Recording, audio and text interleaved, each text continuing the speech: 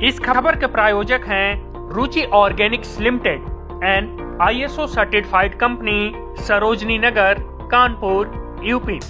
मैं बड़ी पीड़ा में हूँ और मैं अपनी भाजपा को भी नहीं रोक पा रहा।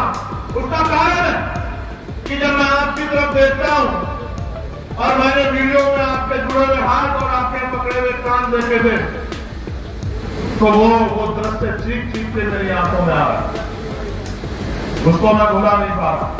और मैंने कहा कि सम्मेलन तब होगा जब मेरे भाई जेल से बाहर आ जाए, वरना ये सम्मेलन किसी और जिले में भी हो सकता है।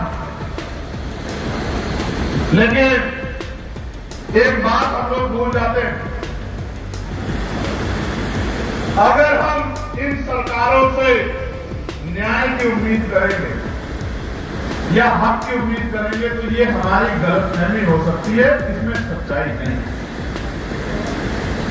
क्या कभी जालिम किसी गरीब का हमदर्द हो सकता है? क्या दोनों हाथ भागे बता हो सकता है क्या? मेरे प्यारे साथियों, माहौल सुनो क्या है।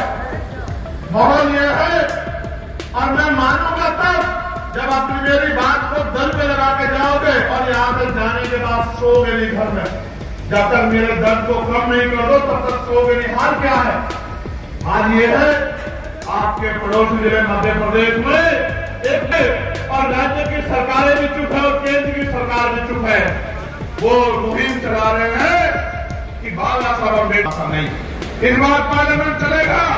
मैं सरकार से पूछने का काम करूंगा कि सरकार का रुख इस बात पे क्या है, क्या बाबा साहब अम्बेडकर संविधान निर्माता है या नहीं है, और अगर है तो ऐसे परमिशनों प्रोग्रामों को परमिशन किस आधार पर मिल रही है जहां बड़े बड़े बैनर लगा के ये कहने का काम किया जा रहा है कि डॉक्टर बाबा साहब अम्बेडकर संविधान निर्माता नहीं।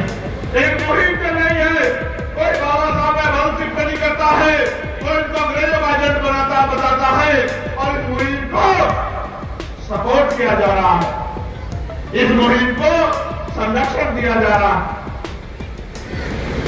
है। चुप बैठे नहीं, चुप बैठे।